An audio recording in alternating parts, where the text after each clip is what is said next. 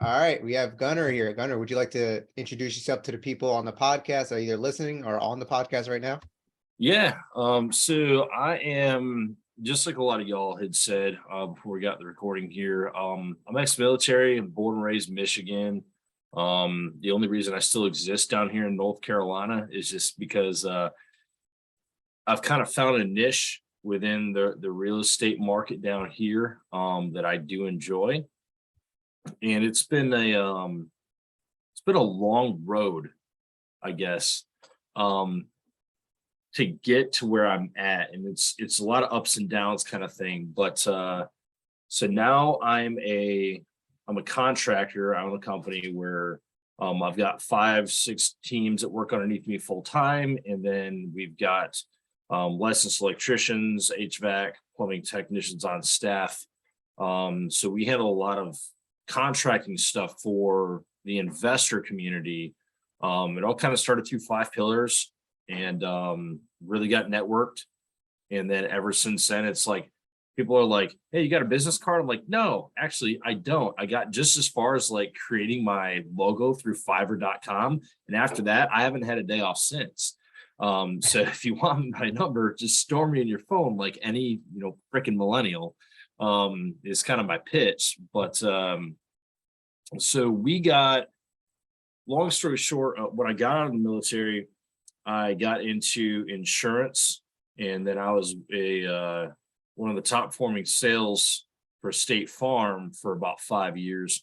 Got really sick of the office work, and but at the same time, my boss at the time was like, "Hey, if you want to get started and get your own brick and mortar agency, you need to have like 100 grand working cash capital." And I'm like, what I'm making as the top guy, I'm not really saving that much, and I don't think I can make that much more either. So I felt like I was caught in a boat, and I was like, I need to do something large. So I decided to go flip a house, this house that I'm in right now, 5,000 square foot. It was a 7 bedroom, 5 bath. Bank gave it to me at like 200 grand, appraises at around $700,000. And it took me 2 years of my life to completely turn this thing around. So that kind of got started in like the contracting path. And I was like, I had so much more fun with this that I left, what I was doing with State Farm, kind of shifted my focus. Now I've been off to the races. Within the past year, we really actually started our investing. So as of January 15th, when I got my first property, this year under contract, we now own 20 properties in just shy of a $5 million portfolio. Wow, nice. So it's been a very fast-paced year to pick up, but it's all completely replicable. Like you can replicate, there is no reinventing the wheel.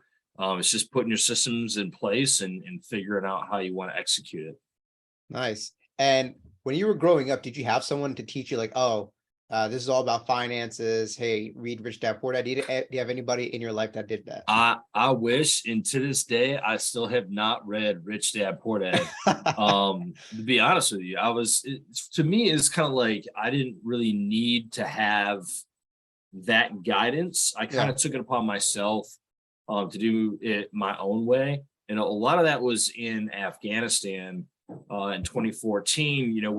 Everybody's doing 2-a-days at the gym, and we're out on foot patrols in the infantry. And then it turned into like, what am I going to do with my spare time? I've got all this spare time. My cell phone's not going off like crazy like the regular world. How can I redevote myself? So I picked up on a lot of stock markets, options, and kind of got started with real estate. And then it just turned into sorry, I forget exactly where your question was. No, like you were, did anybody teach you while you're, Yes, but you right. can keep going. Like it's amazing. So I pretty much like self-taught myself overseas a lot of the stuff. Yeah. Then when I got back, I was like, holy cow, I've never seen $16,000 in my account before. I mean, you're just a private first class and a specialist making, XYZ a month. And you're just like, holy cow, I can save money. I need to do something with this and not be the private that just blew it all in a base model Camaro like every other guy. So I didn't have a lot of mentorship growing up. I mean, I kind of grew up, middle class, But I didn't have anybody that was like down my throat, like, this is what you need to do, this is the way. It was more like I saw the white collar vision of what I wanted to be, and I kept telling myself, how do I get there? How do I get there? So my parents and a lot of the West Michigan community, which is Dutch, they don't talk about money. It's just the way that they are. And so I remember I had a class exercise back in high school where we had to break apart some financial stuff. And I went home and I asked my mom, I said, look, I need to figure out like kind of like what dad makes so that we can kind of figure out, I can relay in my mind, what do I need to be making when I get out of high school to like have this kind of same lifestyle. And my family was, we do not talk about money. There is always save a dime, turn off the lights, clean your plate, be thankful for the food in front of you. And that very dial back mindset rather than how do I just go out and make more money, you know? So a lot of it for me was self-taught. And like I'm just now getting into the real estate conferences. Be going to the Limitless conference, which is the Robert Kiyosaki Rich Dad Poor Dad here in June, and I still haven't read the book, you know. But I'm going with a couple friends. It's kind of like I just need to like start getting into this thing. But everybody else who's read the books, I'm just kind of like this is to me it's class level 101. Like I want to find the 401 stuff. How do I get to level 401 and skip 1, 2, and 3? Just I feel like I've got the background for it. So that's kind of where I came from. I understand everybody comes from different walks of life, and we all got to start somewhere, whether it's in your family or it's not. But there's no reason we can't all be driving the same color Ferrari here in the next year. That's what I like. And So, why'd you choose the military out of everything? Like, and I want to know your opinion on college and trades and whatever. I mean, so the military for me, I was 4 years in college, and I had kind of a little bit of a unique scenario, I guess not super unique. But what happened with me was I landed an internship program called College Works Painting, where it's like an entrepreneurship style. It's like a top 100 internship. Basically, long story short, they help you start a painting company. You've got very low capital, very low overhead. And you got a couple paint brushes, a paint sprayer, a roller, and a ladder, right? Maybe $400 or $500 with the stuff. And so then you go start booking these paint jobs and you start getting rolling. And then before you know it, you're kind of off to the races. And sorry again, I totally forgot your question was going, man. No, you're good. I asked, like, what's your thoughts on like why'd you join the military? And That's right. Why I joined the military. So yeah, sorry, I've had a really long day. So no, you're good. my You're good. mind's in like a thousand different tangents here. But I started making money with that program. I finished, I want to say it was second or third in state out of 110 regional guys. And then I was working so much. It was like, why do I need to go to class at 8 o'clock in the morning to go learn Excel when I can be out doing a design consultation with my clients and I can go book another, $3,500 or $5,000 job. And so I was not balancing my time well, and I was like chasing the money. And so my grades suffered. And then a buddy of mine, who was an E6 recruiter, very close friend of mine from back in my hometown, called me up and he said, "Hey man, I see what you're going through.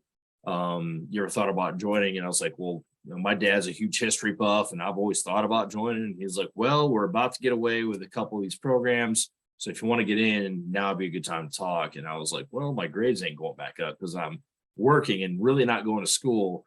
So I kind of didn't really apply myself so much, and then got in the military. You joined, wanted to kill all the bad guys and everything, and just the military for me is kind of like a sour 4 years of my life where I feel like there's a lot of benefits you get out of it. And this could be a totally different topic for you and I, man. But and then there's the waste of time that it can be that people don't realize, right? I actually had a conversation with a guy in the gym in the sauna today about the exact same thing. Whereas like, and a lot of this too, guys, like getting into investing, want to start side hustles. This is something that I had an original idea of in my mind, and it was like, why are people like you talk to people, hey, why'd you get in? Did you get in for college? Did you get in for I want to go kill the bad guys? Did you get in for I want the benefits, I want the VA? Like I didn't even know VA benefits were a thing until like 2 weeks before I got out. Nobody in my unit talked about it. I had no idea. I'm like, wait, you get paid after you get out of the army in like a roundabout way? I was like, holy cow, I'm not going to be that poor homeless guy in the street begging for money at the corner, you know? Like I had literally no idea. For me, it was my back up against the wall. I either make it in the civilian sector or I'm going to die, like kind of thing. Because I never really held down a major civilian job before the military. And so the biggest thing is like, I talked to so many people who they're E6 and granted, everybody here who's military, like this is not really bashing anybody, but you can all tell the E6 that's been there for a long time because he's a leader, and the E6 that's been there for a long time because it's time and grade, right? You can tell who's the real winners, just like you can tell there's people who are going to stay in the military for a very long time and waste a lot of their life. And the guys that say, fuck that, pardon my French, I need to get out. I need to go do something better with my life other than hurry up and wait. Don't tell me to sit around at a safety brief for 45 minutes on a Friday, tell me to not screw hookers, don't beat my dog, and everything else. And it's like, dude, just tell me to abide by state and federal law and get the hell out of here, right? Don't waste my time.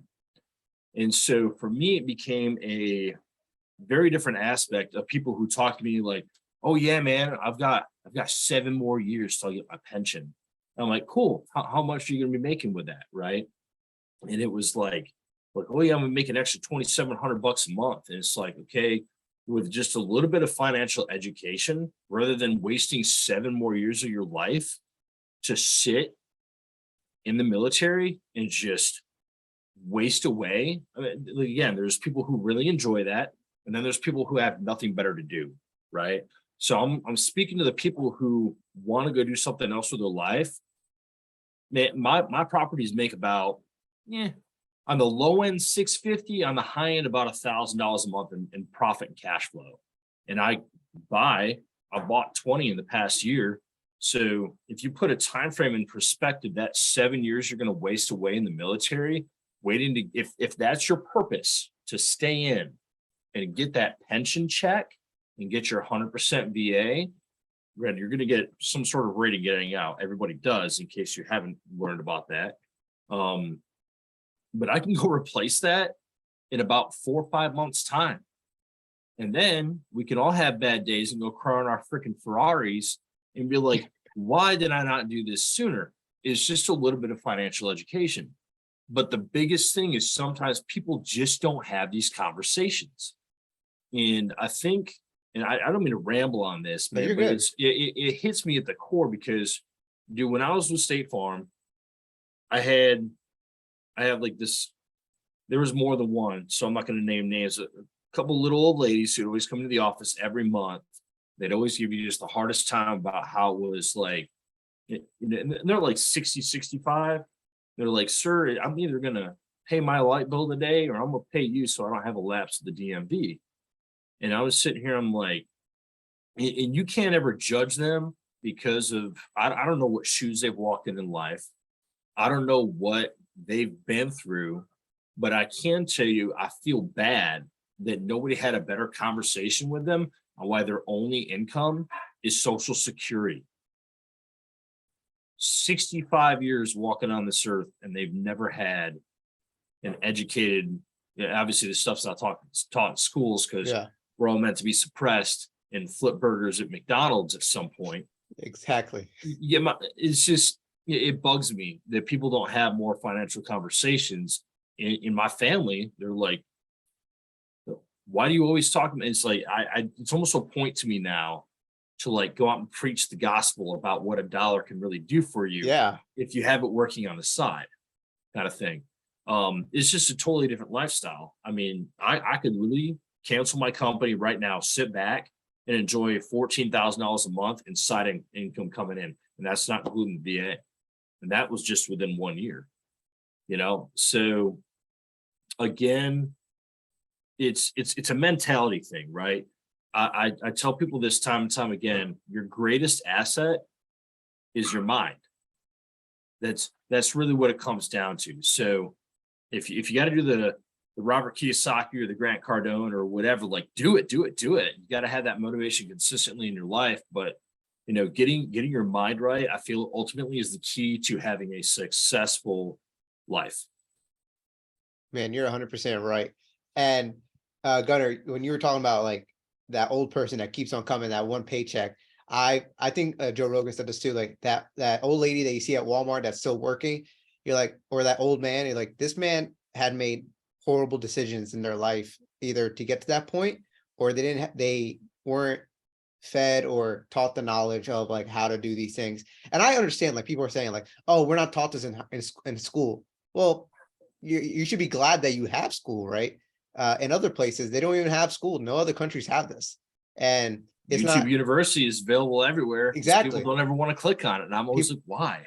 it's TikToks now. You just Yeah, gotta yeah, right. and like people, they have to understand like nobody's can teach you how to do this. They're gonna keep you in a matrix, right? They're gonna tell you like, hey, go flip burgers, right?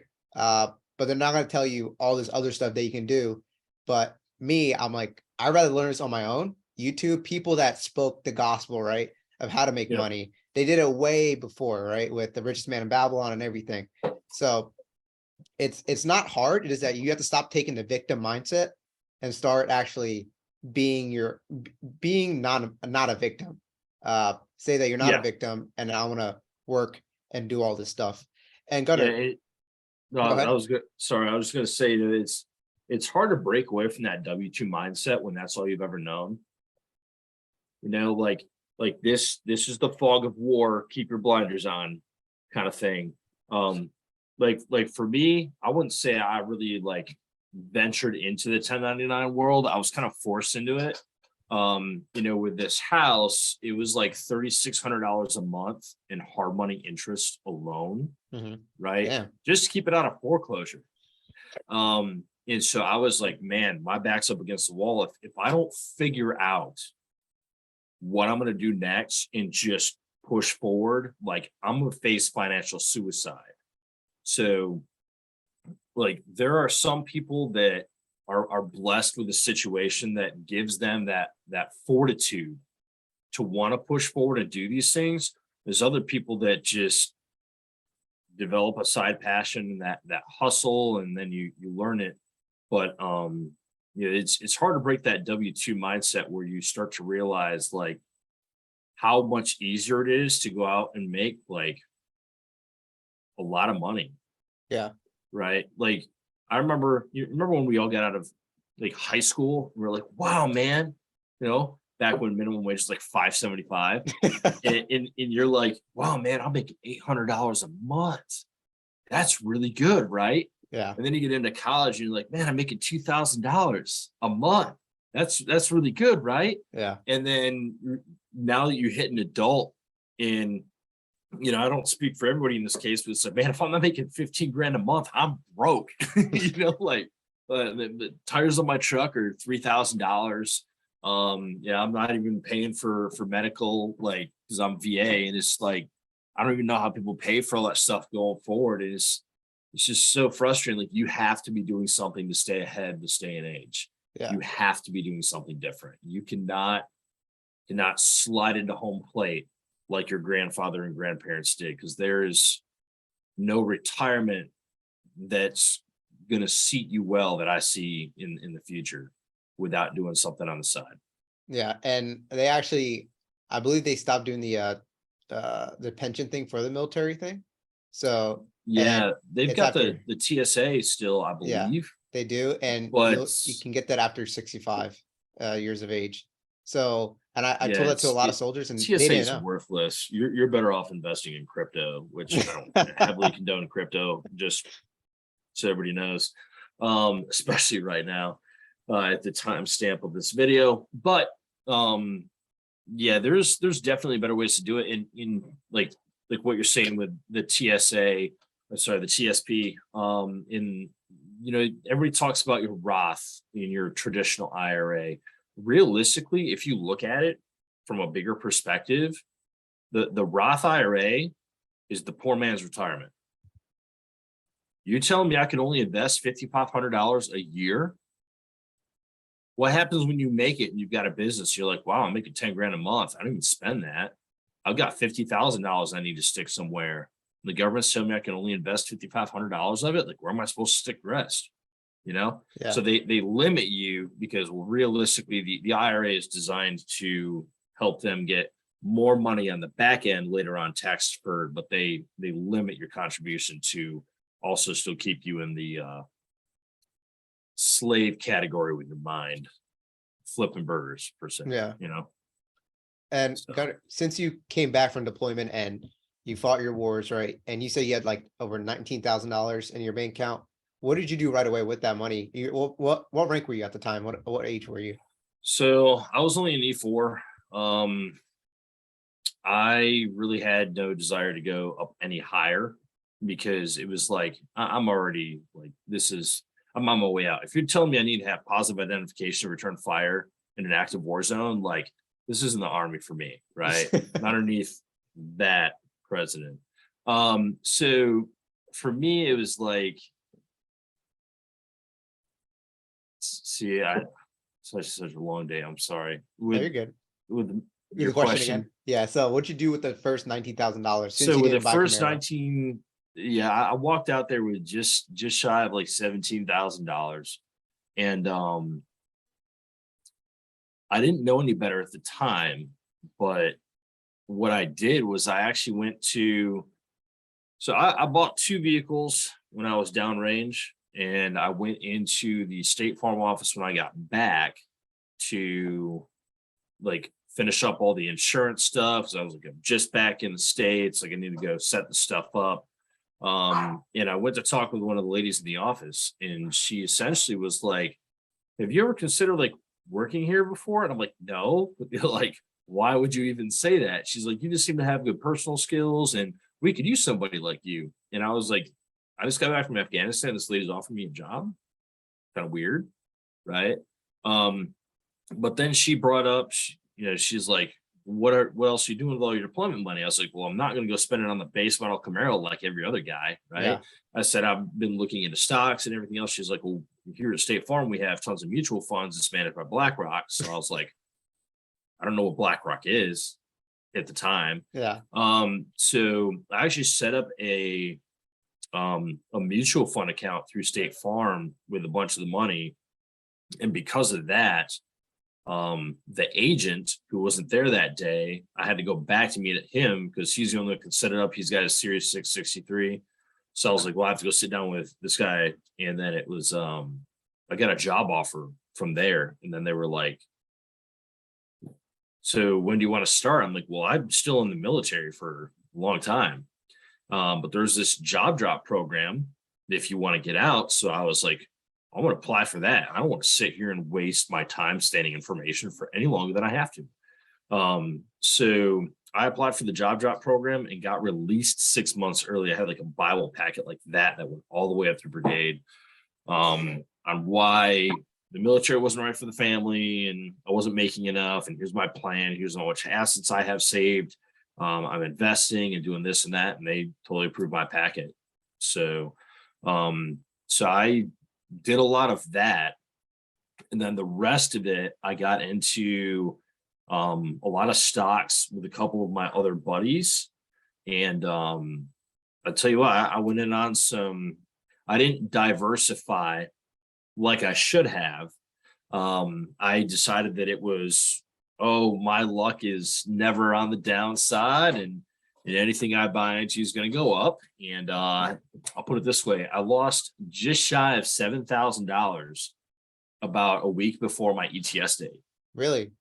So all of my money that I had like put into the stock market, there was some guy who wrote a falsifying article about the company that I had invested in, and the stock plummeted a good 65%. And I said, oh, buy the dip, and another mistake.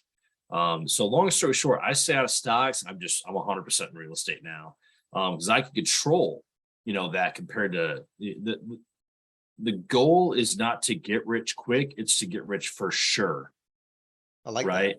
I don't want to gamble. I don't want to be a multimillionaire overnight. I could be a multimillionaire within a year, just did that. But I don't need to put my money at risk where I can't control the bear. I cannot control the bull. Right. With real estate, I've got options. I can buy it. I can essentially arbitrage it. I can pass it off as a wholesale deal. I can keep it as an Airbnb. I can long term. I can sell it for a profit. There's a whole world of things you can do. You can use a house as a wedding venue and make money off the weekends, whatever you want to do. But the stocks for me, it was like, after seeing what I've saw, it was just too much risk. And I said, I'm just kind of done with it. Wash my hands clean. Nice. And when did you start making these, like, your company? Because did you have construction background before you started doing that? A little bit. So my dad worked in excavating for years. So from a very young age, I could read blueprints, which was nice. But I grew up on the stick end of a shovel. Very, very blue collar. My dad, we were up at 5 o'clock in the morning, be on the job site by 6 or 6:30, because he wanted to get everything done and get off the job site before the peak hours of the sun. And so I grew up doing a lot of like heavy construction stuff, and light carpentry with my dad. My grandfather was a finished carpenter. And so I had a little bit of a background knowledge, but it wasn't like what you'd think substantially to what I do today. Actually, I'm gonna be honest with everybody because I've got nothing to hide. A lot of what I know today is actually YouTube University, because when I was building this house, me and my wife lived out in Rayford, and I would have a 45-minute drive from Rayford out to this house in Eastover every single day. It was like 600 some days of like straight reno. Like Wow. there's no Saturdays off. The guys out here at the golf course are like, hey man, you want to come play? I'm like, sorry man, I got to swing a hammer. Saturday? What about Sunday? Yeah, Sunday too. Because I got to get this appraiser out here ASAP kind of thing. And so we essentially spent a lot of time traveling. Now, granted, this is back before 295 was finished. So I'm hitting every single red light on Rayford Road all the way out here, right? It's like, what better time to spend than researching and watching plumbing code, electrical code, how to wire three-way switches. All this kind of stuff was all self-taught. But the cool thing was I got to work on my own house and essentially mess it up a little bit before I got to perfect it and then move forward and work on other people's properties. Yeah. So this was my rough draft per se. Nice. I like that. And you basically learn all this stuff on YouTube University. How'd you figure out to hire more people and actually work for you? Where'd you get these people from? So I had an epiphany. And a lot of this actually is also owed to Patrick Knapp. If you've ever met Patrick, he's a licensed general contractor out of Raleigh. Between the situation I was in and the words that he spoke in my ear, it just clicked. And I was like, I just need the capital to feel comfortable enough to make this move. But so long story short, I had bought a house from New Western. It was my first house ever because I didn't know any other wholesale at the time, right? Now New Western, we're all like, yeah, that's very overpriced crap.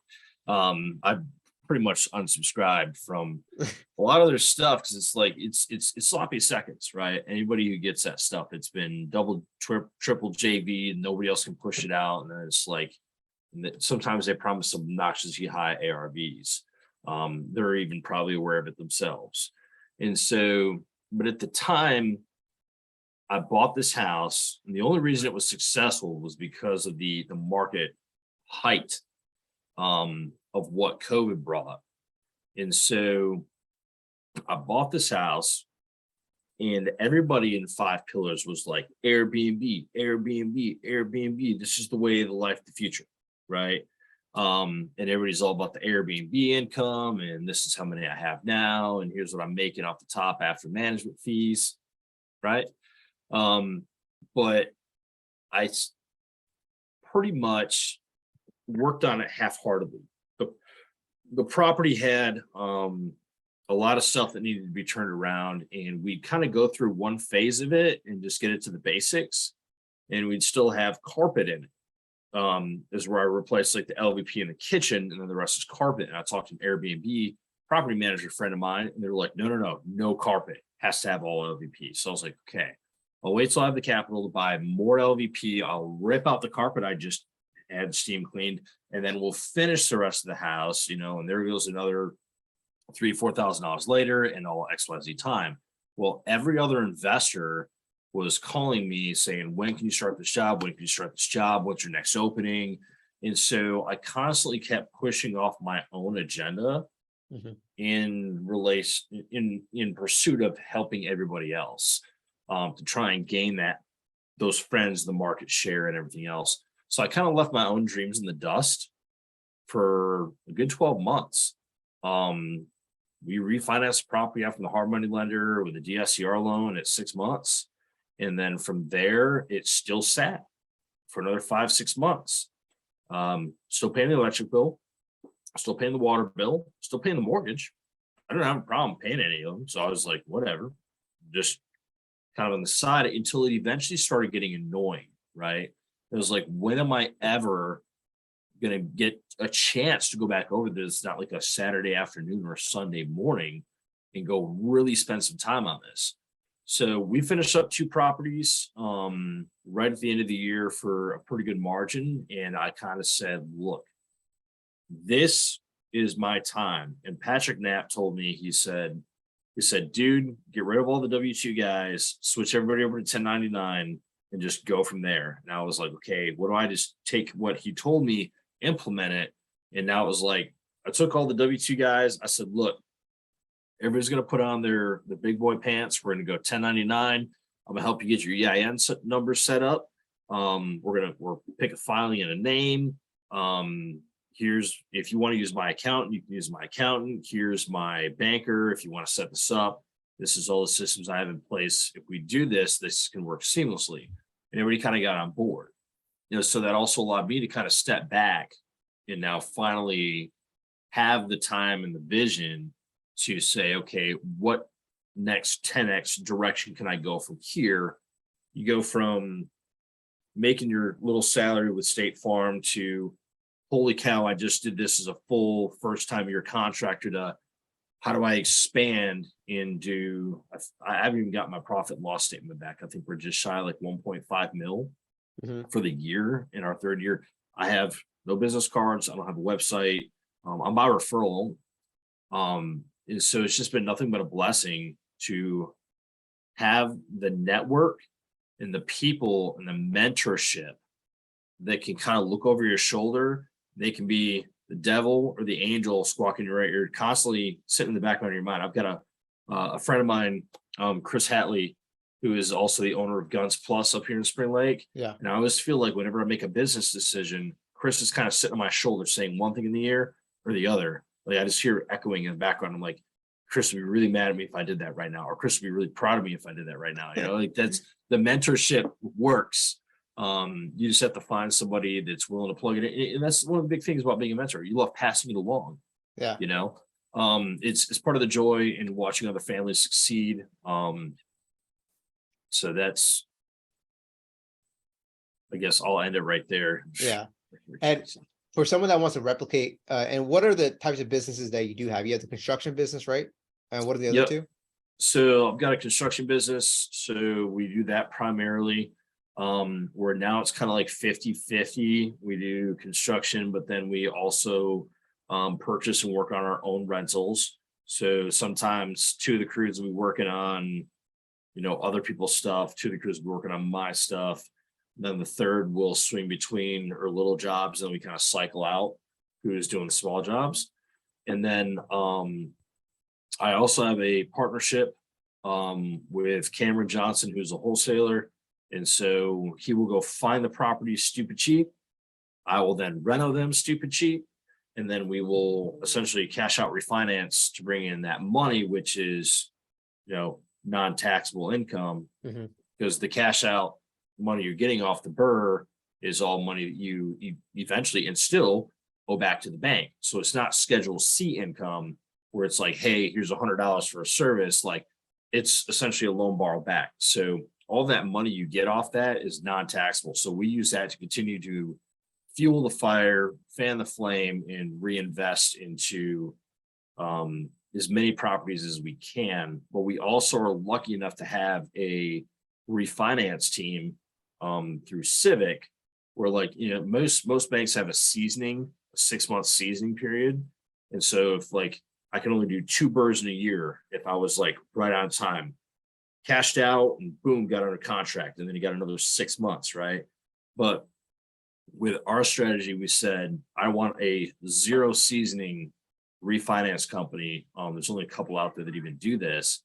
And so we could be in a property with our construction team, start day 1 after closing, be done in 3 weeks, immediately call in the appraiser, and then within 2 more weeks, we're going to close and we're already pulling out the funds, not having to wait till that 6-month period. So you Mhm. can scale way faster.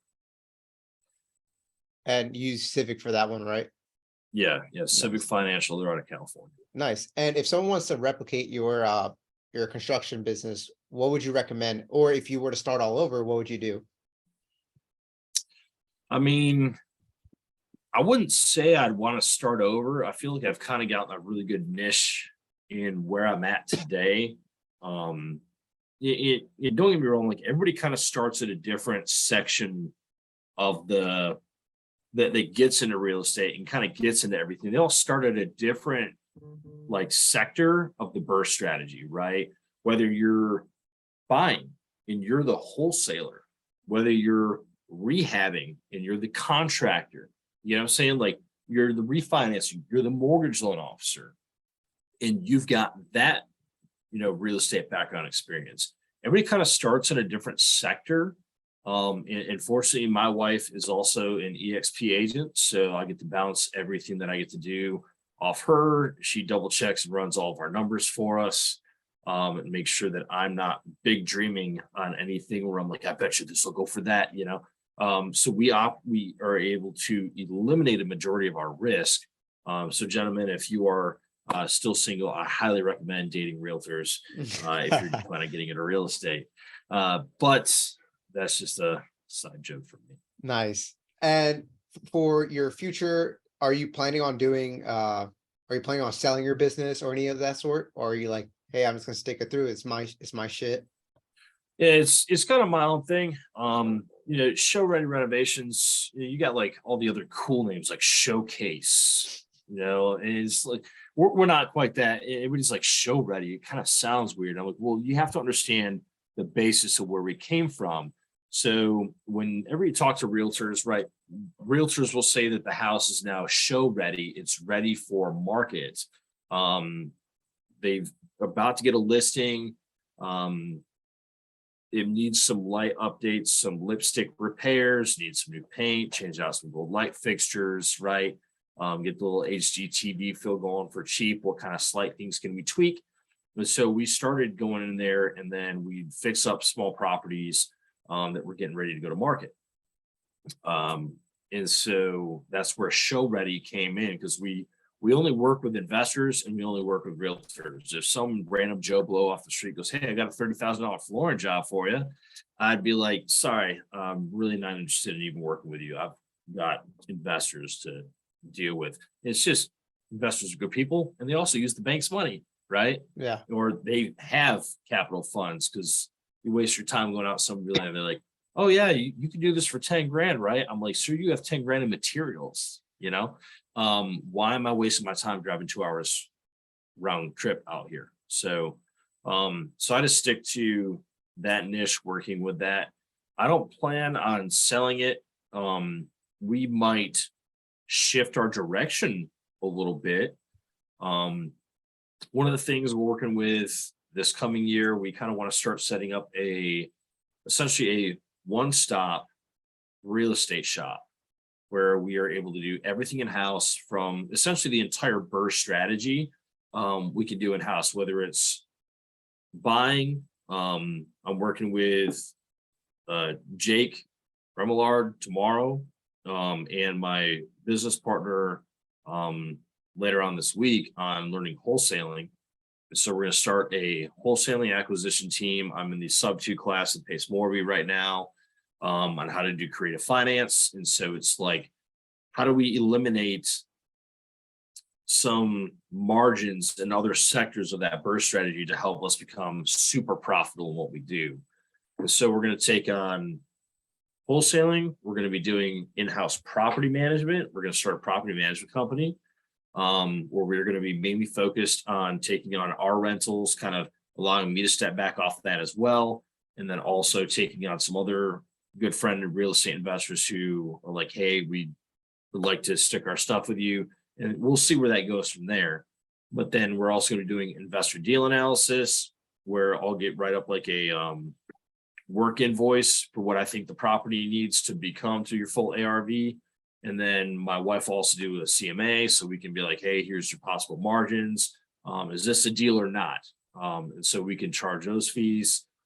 There's a whole bunch of more stuff we're going to be doing with it, to kind of grow in the future.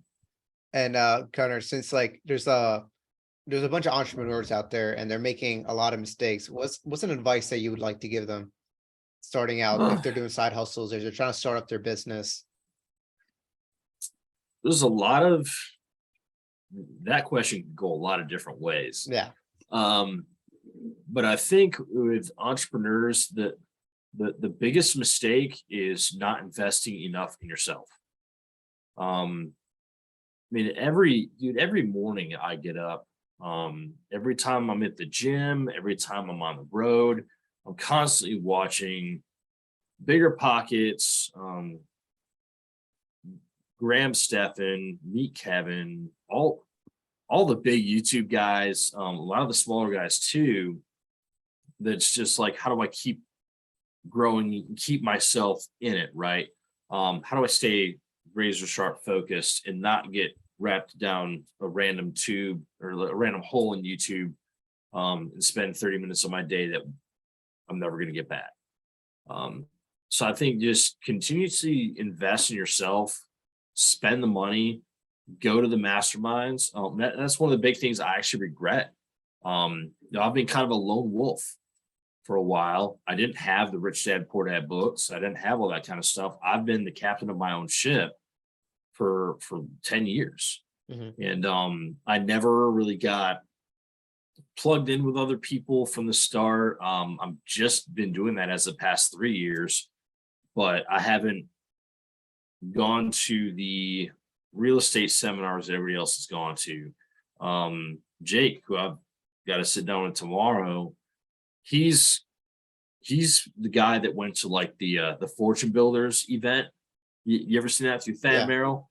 I remember hearing about one on a radio show one time, and I was like, what's this free real estate event this weekend? Oh, let's go. And just like, and then you get there and they're like, oh, there's another class. And you're like, oh, okay, they're trying to sell me, but I'm still gonna go to that class, right? Yeah. And then at the end of that class, it was like a 2 or 3 day seminar. They're like, you can now buy all of our systems for $20,000. And I was like, you think I got 20 grand? I'm out of here. You know, didn't have it at the time. And, Jake was one of the guys who had the 20 grand. He went and spent the money, and he bought that dream. I thought it was silly, so I went about my merry way. And yet he's got people now that are over his shoulder who are advising him on what to do. He can call on a whim. He can do masterminds with. I don't have those connections. I don't. You sure? I feel like you do. I Because feel like you got connections. I mean, I've got others that are within my own like local network, but I'm talking about like, man, he's flying out to Arizona to go meet business partners, and I'm sitting here, I'm like, I'm driving to Spring Lake to go meet business partners, right? Yeah. Two totally separate scales is what I'm referring to. That you realize by actually getting plugged in and actually putting your foot in the door with where you have that intention of going with your life. So yeah, when you hit it and you know it's right, throw all the eggs in one basket. Don't try to scatter, because you're just going to waste your time not applying yourself full forward. No, you're right. And is it different since like before you didn't make like millions of dollars or hundreds of thousands of dollars? Now it's like you get to that point where you're at that age and you're making that. Does lifestyle creep come up and all that stuff? Or does life affect you at all when you're making that much too? Is it a lot less stressful? You know what I mean? Yeah, I mean, the stress changes, Yeah. I guess. You don't necessarily worry about where your next dollar's coming from for you. You do, as a business owner, start to worry about where the next dollar goes for your employees, Mhm. right? Because now I'm not just feeding 4, 5, 6 mouths in my own house. I've got 15, 20 mouths to feed that my decisions rest on. That is a different portion of it that is, not to be taken lightly. But if you're, it's something that comes within time. It's like once you learn to dance in the fire, your feet don't get so hot, and it's like you're not so worried about it. You learn to deal with the stress. You learn to operate under pressure. Mhm. In like I can hold a calm, steady hand in probably the middle of a firefight. It's like not everybody can probably do that, but it's one of those things where once you wrap your mind around what you can do, the sky's the limit once you've put yourself up underneath that pressure. And my old boss always used to say, pressure is a privilege. Oh, Right? You don't get to be the best of the best and play at the top dog and be in the Super Bowl without having that pressure, right? So you're thankful for the opportunity when you look back at the end of the year and you see what you've accomplished, and you're like, oh, it wasn't so bad. And later on, your mind gets strengthened, and after you learn it later on, you're like, man, what else can I go do in life? Like, this is kind of boring. I'm kind of done sitting here, mhm. what's the next stage kind of thing. Nice. I love that. And what's a nice business trick or tip that you learned that you wish you learned a while back? Man, do not try to go cheap on invoicing programs. Just freaking buy QuickBooks. Yeah. Like, if you don't plan on having a CPA manage your books and stuff for your business, man, just get QuickBooks, because like I've been trying to dabble through like not spending what they're spending, and not doing it this way. It's like if I would have just done the good old fashioned, Yeah. I wouldn't be having a lot of the bookkeeping and stress and frustrations that I have today, just trying to manage some extra stuff. Yeah. Just pick a Um, tool and just go with it, right? yeah. Yeah. And now we can move on to the ending questions here, Gunnar. So if you can go back in time and tell your younger self something, 18 years old, all right, what would you like to tell him? Man, like your 20s, everybody says, yeah, maybe it's not what everybody says, but it's kind of like the visionary point of like, hey, your 20s is for getting to know people and dating and partying and beer pong, and right, not necessarily hustling. But I tell you what, if I could take what I know now and apply it to me when I was 21, man, I'd be leagues ahead. We wouldn't even be talking right now. I'd be on my yacht in Miami. I'm not even playing, man. Like, I would be so far ahead if I just nobody wants to think about retirement, right? When you're 20, oh, I'll wait. Yeah, I can probably still start my Roth IRA when I'm 40, when I'm 45, that curve. Yeah, I'll make it. I'll figure out a way. And Social Security. They're not seriously thinking about, like, when your back's up against a wall and COVID happens, gas prices are surging, everything else in the world goes mad, World War III, and you're like, I wasn't prepared. I have a family. I've got a young son. I need to do things now that matter for me, my family, to make sure that nothing that goes on in this world can interrupt the way that I perceive and I want them to perceive and have their life. So don't wait to start. The best time to start everything was yesterday. I'm dead serious about that. Like, don't even be like, oh, next Saturday I'll wake up and I'll watch some YouTube videos on real estate investing and how to get started and what's a hard money lender, what's a QM and a non-QM loan. And you're like, holy cow, information overload. Dude, tomorrow morning, sometimes I wake up at 4 or 5 o'clock, sometimes not by choice. My 2-year-old forces me to because he's in a sleep regression. And I'm just like, man, I'm already up. Might as well start doing something. And instead of going onto the books and doing what I need to do for the company, I'm like, you know what? I had a thought in my mind yesterday and I need to look up something first and get my mind ticking, and then I'll let it flow into what I'm doing the rest of the day. So yeah, spend the time. Don't waste any more time. If you're thinking about doing something, like, you're going to wish you would have started 10 years ago once you know it, because it's very exciting once you have that snowball rolling. Nice. And that 18, 20-year-old yourself, what are some resources you would point them to, like, or what's some things or actions they should be doing at that age you would recommend? I mean, if you're at that age, the best thing is probably YouTube University. I mean, there's so much information out there nowadays, right? That wasn't available to us or our past predecessors when they're like, oh, I got to invest in the stock market. I've got to on a horse and carriage up to New York and talk to a broker in person. Right now, it's like I can trade it from my phone. Same thing, man. Like, spend the time. You have the information at your fingertips. And it's like, man, I had this one friend, I'm not going to mention his name, that drove me nuts all the time. He asked me the dumbest questions. I'm like, dude, that's on Google. Like, I literally just start responding to him like, dude, that's on Google. What about this? That's also on Google. Like, dude, Google the definition of busy, right? That's my wife's favorite line. But so long story short, just value your time. Everybody thinks, oh, I've got a whole decade until I need to get serious, until I'm in my 30s and I need to, like, start focusing on these things. Dude, have you ever seen the what's it called? It's like a life calendar.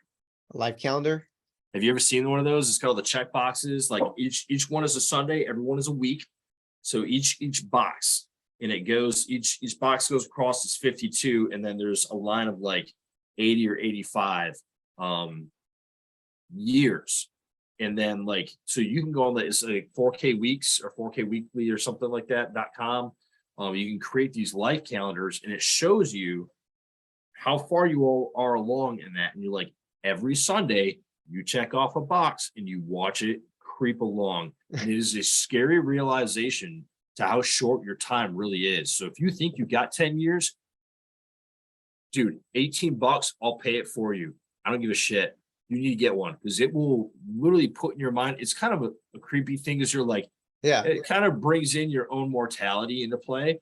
But at the same time, it's also very intriguing, because you're like, I just wasted another Sunday and all I did was watch Super Bowl and watch football rather than, like, doing something more productive.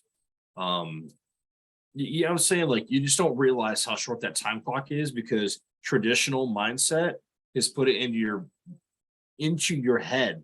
You've got time before you need to start this next phase of your life. Realistically, it's complete bullshit, per se. I like that because every morning I kind of do the same thing, but not in that way. Like you think of way ahead, like 85 years. And that's like uh that's a little scary in a way because it's like It is. I want to be a little mysterious, right? It's like, a lot of people like that mystery part. Like what am I gonna be like in the next 30 years from now? Hopefully I'm not the same. Hopefully I'm like way more developed or something. You And won't even recognize yourself a year from now. I'm yeah, telling you right now. You're gonna look back at it in 12 months and you'll be like, I even know who I was back then. Like it's crazy how fast these things can change, man. yeah. And I usually just wake up and I'm like, yeah, I call them NPCs, right? People that are just out there, they're just talking about sports all day. I'm like, you do know that you're gonna die one day, right? You're gonna be in the ground, probably at 70 years old, and you're gonna be like, man, I wish I'd done more because now you're just watching sports, watch just grab assing all the time. You're like, you could have been doing more, Yeah. creating something, taking a Uh, risk. They graduated life as a walking sports encyclopedia. Like Pretty so and much. so rushed 225 yards yesterday. Also, nobody gives a shit. Cool. You know, Just just wait sorry, another this is my year. No, you're that's my people who are like insane sports fans. I can't stand this. I can't stand it either. It just bothers me the most. I'll watch a sport event if there's people around me and we're enjoying the moment together. Right, yeah. But I'm not gonna sit there on a Sunday afternoon, get a beer, and then start watching it by myself. I feel like that's Yeah, like really, first really. game's on at 1, last game's on until 10:30, and also I didn't move all day. I can't be I gotta be moving. I can't put my feet up that long. It's a trap. And we have Pan here with the question: how do we do the burst Yeah. strategy if we don't have a W-2 job and the bank won't approve you for a loan? What's the best way to do things? Oh, okay. So that's going to come down in like the financial sector of education of non-QM loans, right? So a QM loan is a qualifying mortgage. That's going to be like your Fannie, Freddie Mae, um, or Mac, whatever it is, where you're going to have like, I'm going to go through underwriting and I'm going to be looked at through my finances and stuff. There are loan products out there once you get to know banks that will lend just on an asset. Specifically what they call a DSCR loan. This is kind of maybe way over everybody's head, but it's called debt service ceiling ratio. And what it is based, long story short, they're going to take a look at the asset. They're going to say, okay, here's your market rent of what we know to be in that region of that township. And then here's where your mortgage is going to be. And as long as you've got a decent margin here, some banks have their own. They'll basically say, yeah, we'll lend you on the house. I didn't provide my W-2s. I didn't provide my tax returns. The only thing I provided was a bank statement. They want to make sure you've got some reserves, typically 6 months worth of reserves in your accounts. So you cannot be living paycheck to paycheck. If you want to live paycheck to paycheck, save $5,000, then go back to living paycheck to paycheck, right? Kind of thing. But yet banks have had to create ways to lend money because that's how banks make money, Yeah. right? And I almost, and Grant Cardone said this, like that the house was built for the bank, not built for you, because they need the way to sell their money and then get their returns. So a lot of these housing sectors and stuff, but that's off on another tangent. Yeah, once you start learning about like the different styles of loan programs and underwriting and stuff like that with banks, if you don't have a W-2 job, then these banks will look at you for a DSCR loan, strictly based off the strategy, like based off the asset itself, rather than looking at your finances. Nice. Yeah. You're a better man to answer that, Gunnar. I would have just said private money. Figure out to get some Yeah, type I of private mean, money. so private money is, like I do private money for acquisitions, right? I don't just go into a house and be like, this there is that strategy. You'd be like, hey, I want to buy a turnkey rental. I'm going to put 20% down and then or 10% of the purchase price if it'll price higher, depending on the actual bank you're using. And then they will literally just, hey, no renos needed, no problem. Send in the appraiser, good to go. 10, 20, 30 days, you're done, and you've got a closed house. And then there's the other strategy, like what you're saying, which is where I actually use the same thing you do, where I use private money to purchase the asset. I then either use that bank's reno money, if I have the margins, to turn the property over myself with our construction crews. And then I'm immediately calling in the appraiser. Like, I'll literally get under contract for a house. The next day that I'm under contract, I'm already submitting my file to my refinance loan officer. Why? Because I want them ahead of the game. I don't want it sitting in queue with an underwriter. I want to get ahead of it. Yeah. And so I've created that system where I am now placing as much time and as little risk in my hands so that I can be in, be out, and on to the next one. But again, like you're saying, I use private money to acquire the property, and then you use the DSCR loan to refinance out, get the private money back to the private money lender, wash your hands of the interest, and then go back to a 30-year loan. Man, nice, Gunnar. And what question would you like to ask your future self? Why didn't I start sooner? You know, why was I lollygagging around? That's a tough question, man. I wish I had more time to sit and like meditate on stuff like that. That's a great question, because I don't know really what question I would ask myself, other than at what point do I stop? Right. Mhm. I'm always halfway torn between the how much can I acquire, and it's life is a game, and how much can I, and then the point of like, okay, at what point do I be like, you wash your hands of the fame, you wash your hands of all the day-to-day work, and you just want to sit back and enjoy the fruits of your labor? At what point do you flip a switch and be like, Yeah. no, I'm going to travel the world, I'm going to relax, rather than, no, I can't put my feet up. My mind is telling me drive an execution.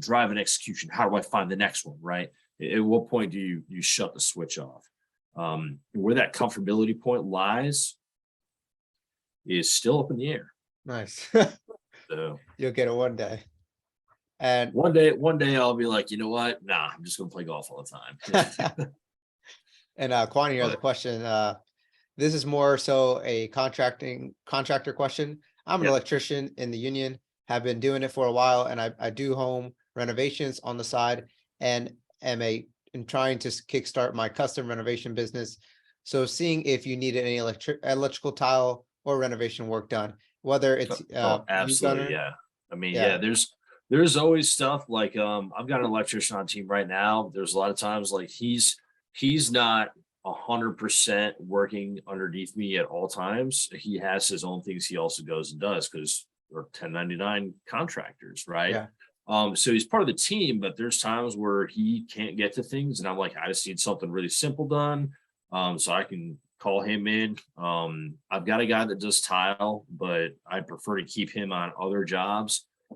People who enjoy doing tile and who are good at it, always need somebody on there that can do it at a reasonable cost, because I feel like tile takes forever.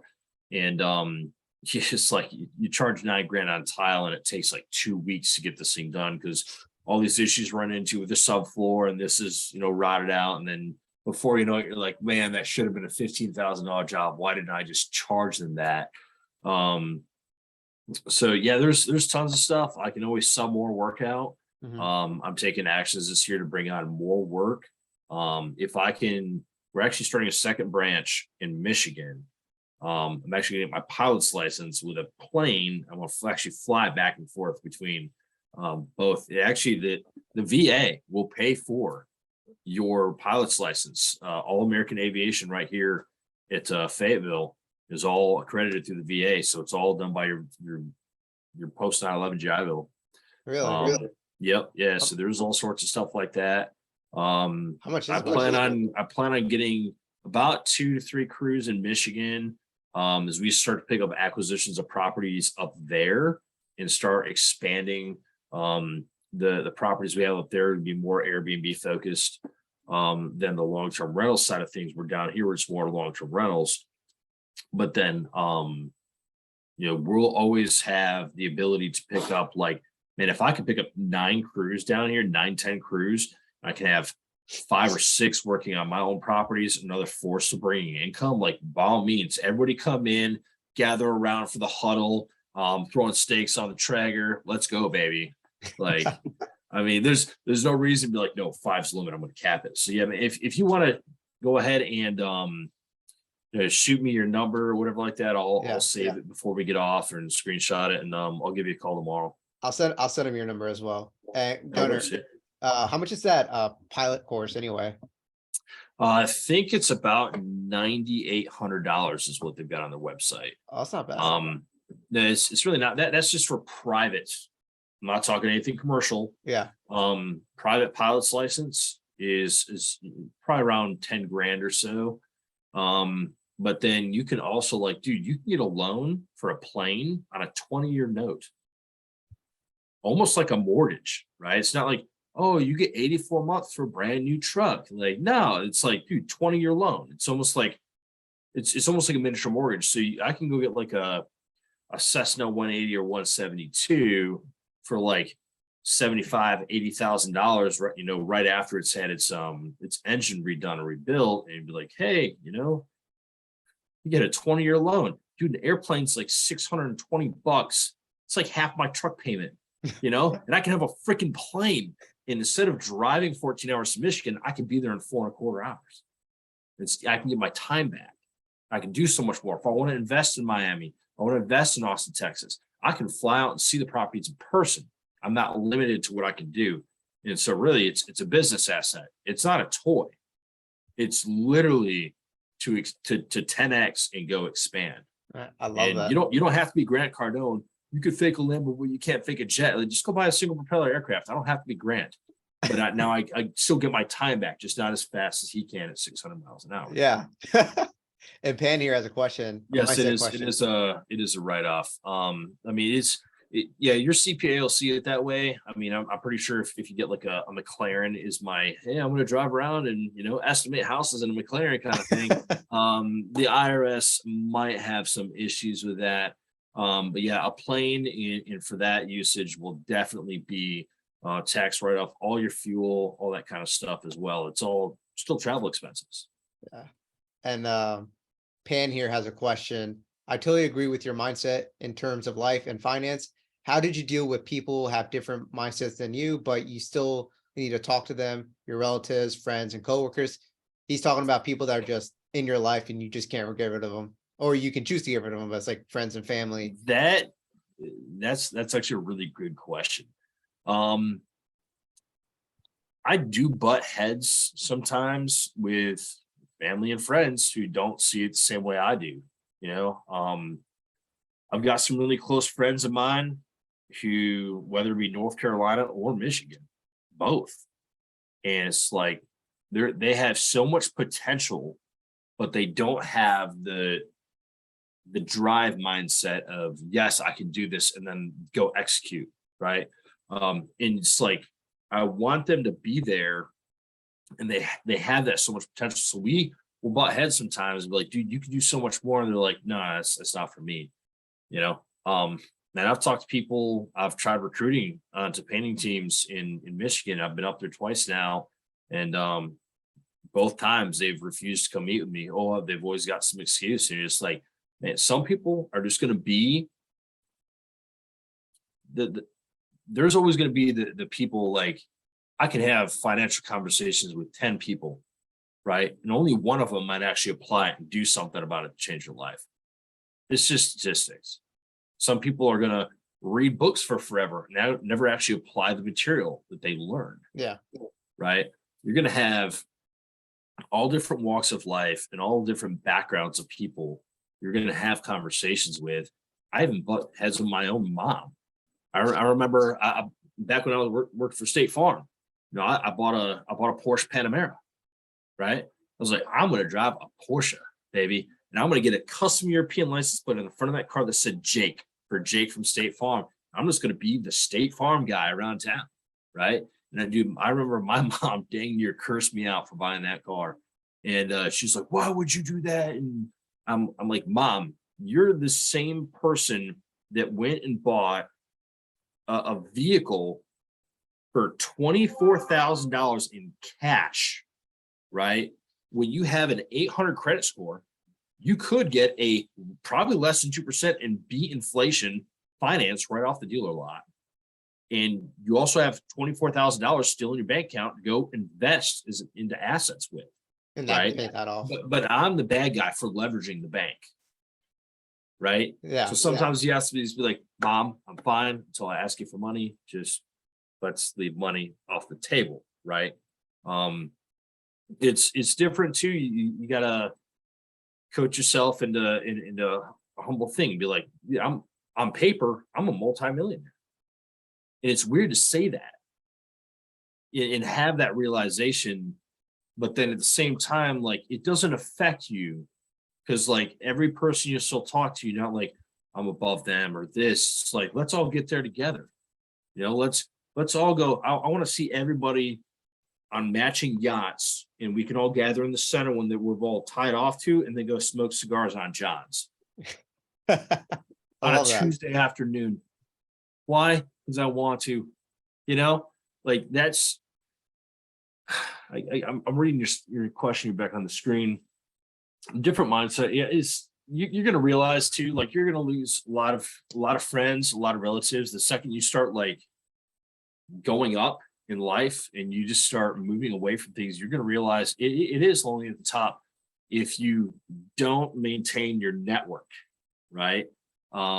Stay contact with the people who do have the same mindset with you, because they're not going to understand why on a Tuesday afternoon I can hop on my single prop aircraft, I can go to a rooftop bar in Miami. Why? Just because I want to.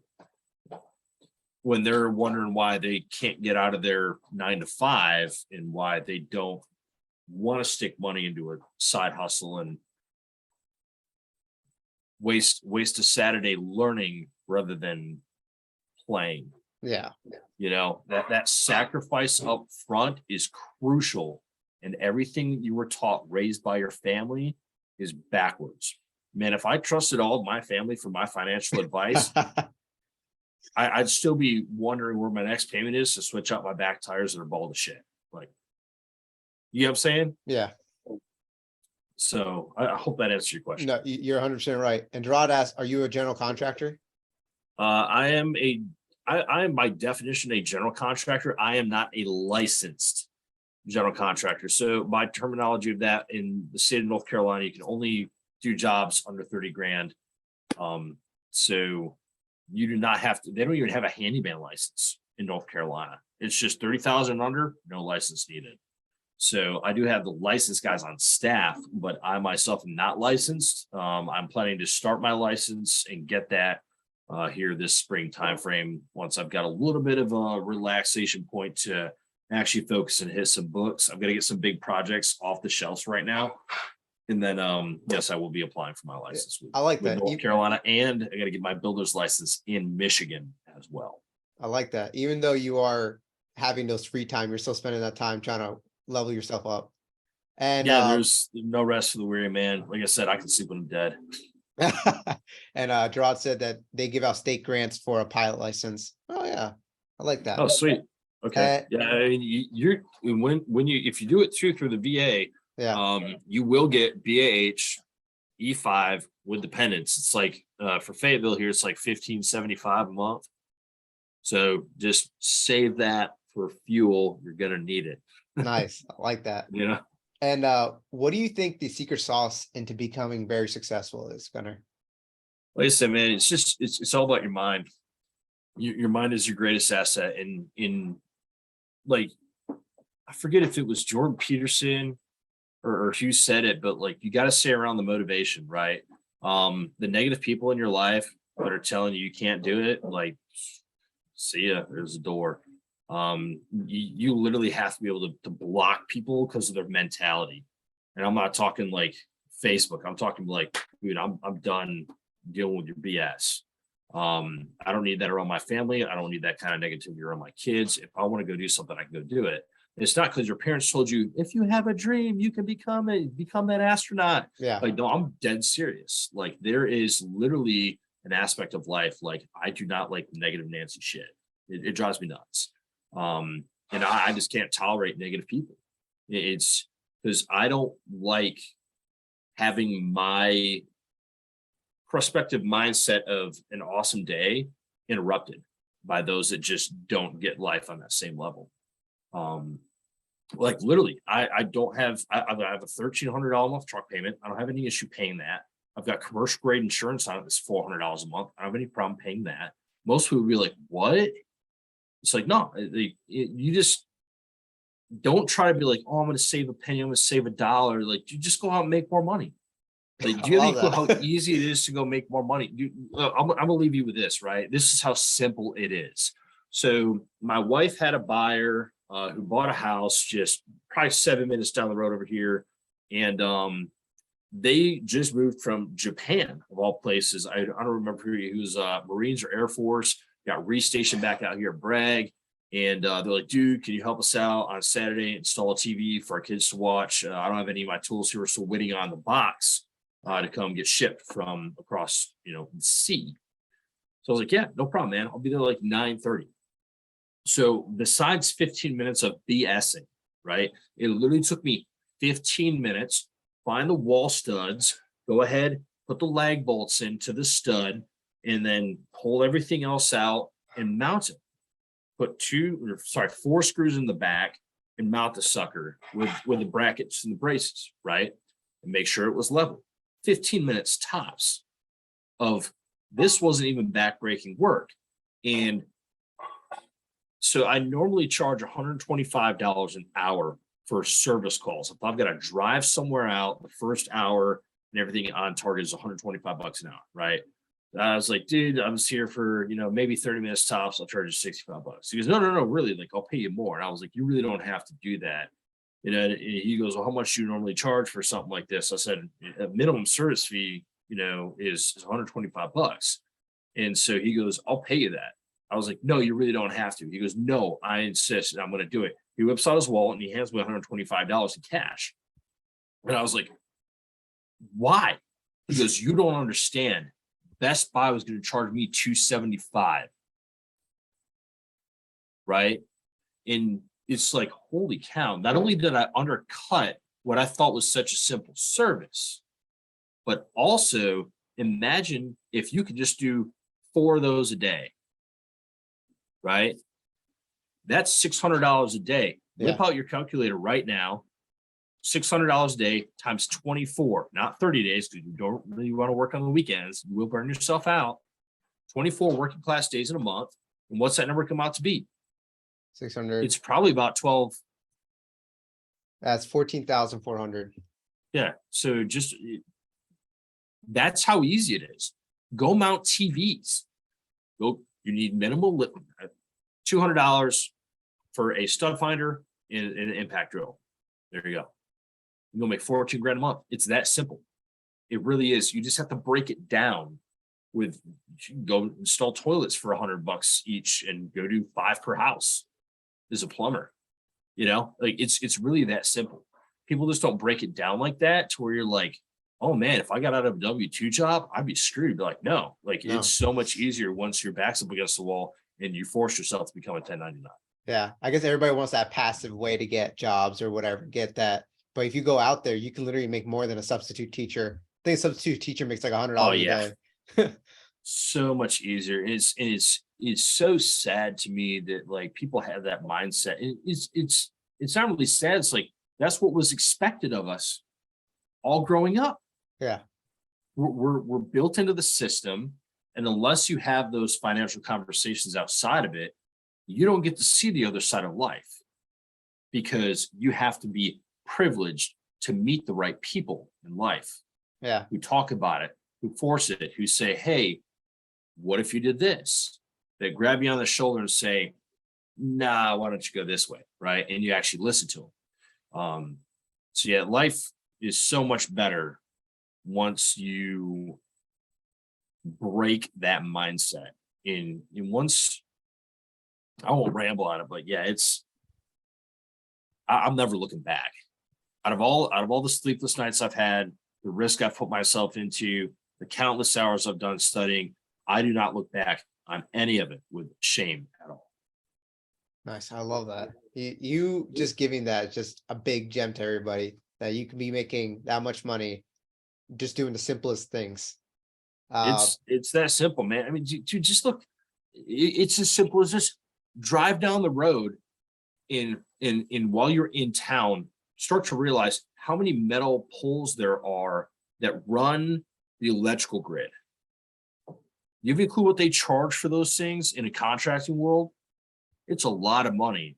And they continue to drive around Fayetteville 45 minutes on end and just keep counting them. Then add it up in your head. You'd be like, wow, somebody out there owns a business that does just that. And all they do is construct those poles. That's not including all the wiring lines that run out underneath, all the stuff that runs underneath the ground. Like there are so many things in business that once you wrap your mind around, just drive down Riceville Beach in Wilmington and look at all the $1 million houses and be like, there is so much money out here. How do I get just a little sliver of it? Yeah. Just find something to start with, because there's literally trillions and trillions of dollars out there that you just have to find out, how do I get a little piece of this pie? And trust me, you're going to be just fine. Love that. You're blowing my mind right now too, Gunnar. And Sorry, I'm just no, you're good. I love the way you think of I don't things. mean to ramble on it. No, you're good. You are good. And I don't know if you have any book recommendations. Is there any books that helped you out in your life? Or I'm more like parts an of your business? audiobook kind of guy. Okay, what kind of audiobooks? Dude, the last time I've had time to like sit down and read a book, like, dude, it's probably 10 years ago. Hey, I agree. I don't know people, like I know people in Five Pillars who are in book clubs and they're doing all this stuff, and I'm just like, I actually envy them that they have that much free time, because if I have my feet up for longer than like an hour, I'm like, I need to go do something. I've got something to paint. Yeah. I gotta, like, I'm just in that different phase of my life. I guess I'll have that free time where I live in a house that's finished because I took out this stupid project. But I totally forgot. Man, I need sleep and coffee. What? Like those two will it's not weird. work. I will literally go to sleep on coffee. It's actually, I have zero caffeine tolerance. It doesn't faze me. Oh my God. What I said was like, what audiobooks would you recommend? Yeah, the audiobooks, man, anything you can just kind of like, even if you don't go with like Audible, there are free ones out there. Stitcher is a great app that has tons of free stuff on there. That should be available on Android and Apple. Yeah. Stitcher, you can listen to all the Bigger Pockets. Bigger Pockets is great. It's a great community to get started in. If you haven't heard of it, by all means, look it up. It's phenomenal. There's just tons of, like, you can read the Rich Dad Poor Dads. You can go to the basics and read all the power of zero, and being in like a 0% tax bracket and all that kind of stuff by Dave McKnight or whatever it is. But you just really, like, I just recommend starting. The next time you've got a 45-minute drive, even if it's 15 minutes, just obviously hands on the wheel while you're watching. Watch some Bigger Pockets podcasts. Just kind of start at the beginning. Or if you see a couple things that are interesting to you, save them, store them for later. Or what I do is I'll actually click on it. I open it so it goes into my history, because I'm always like, where do I find the save for later tab? I just like, oh, it's in my history. That's like the first thing, So I actually click, watch 5-10 seconds of it, knowing I don't have time to do it now, but I'll go back and I'll do it later. Next morning, I'm like, I know there's something I was going to watch yesterday. Oh yeah. And I can just go to my history, pull it up, got a 45-minute drive to my first job site. And there you go. It felt like 5 minutes just passed by with the job. I love that. So. And is there anything that you like tell your kids if they look back on this like a time vault or a time capsule and they're like your age right now and they look back on this, what would you like to tell them? That's tough. My kids are in the room over there and Alex is watching me right now. It's difficult, man, because like, with kids, there's a lot of different things that you want to show them, and you want them to envision when they look at the leader of the family, when you're the provider in a traditional household. there's my dad always told me you got to be the three P's as the man in the household, right? Provide, promote, and protect. We're the three P's. And how do I promote them? How do I provide for them? And they watch me, and it's like I want to hold their hand through everything, and I want to be tight on what they experience, right? So that they don't have the bad days. But realistically, you look at people in life, and there's those who, I'll put it in this perspective, right? So my best friend, Chris Hatley, owns Guns Plus, right? The guy's worth, I'm not even going to mention how much money. It's millions, probably over 10. If I had to put a finger on it, he won't tell me, and obviously it's nobody's business. But when you look at it, that perspective, right? To be there when your kids know one day he's going to pass away and they're going to get handed everything, right? Is the estate beneficiary. They're not as motivated and as driven to be the entrepreneurs and go and spread their wings, right? They're like, oh, well, eventually he'll pass away and I'll get everything. They don't have that same drive compared to the poor kid who maybe grew up having nothing. They've seen their parents struggle, and they've got those bad memories of growing up when they were sick of the struggle. They're sick of watching their parents fight over money. And they said, I never want to live the same way. Right. And so, like I said, as much as you want to like exactly shape the perfect picture for your kids, you also have to let them make those mistakes. And that's one of the biggest things that I feel like I maybe messed up on this last year, was trying to keep everybody in line rather than letting them have their own life experiences where they can create their own stories, and how they just, attitude and drive are not instilled in us. It's self-taught, so those experiences need to happen. But that's I guess I probably went off on a little bit of a tangent on No, you're one side good. of that question, You're but good. that's just how I feel about it. Yeah. You're well said. Well said. And finally, how can people reach out to you, Gunnar? I mean, I don't have business cards, so I can't hand those out to you. Never got that far, but I'm on Instagram. It's Show Ready Renovations. I'm on Facebook, Gunnar Paul Meyering. It's just shoot me a text, man. Like I'm an open book. There's some guys who, like, I just had another investor hit me up this morning. It's like, hey man, I had a great conversation with you the other day. We were just talking outside this house, and I'd love to get together with you. Can I buy you lunch? And it's just like, dude, yeah, like I love free lunch and beer. Why would we not meet up? I'm just kidding. I do it for you guys, not for but it's one of those things to be able to pass on that knowledge, pass on.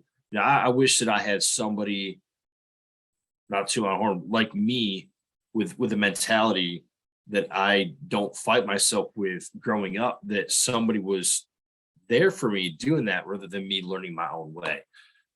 So if there's any questions we can pass on, or anything even if like it's in a specialist field that we can help out with, then I'm an open book.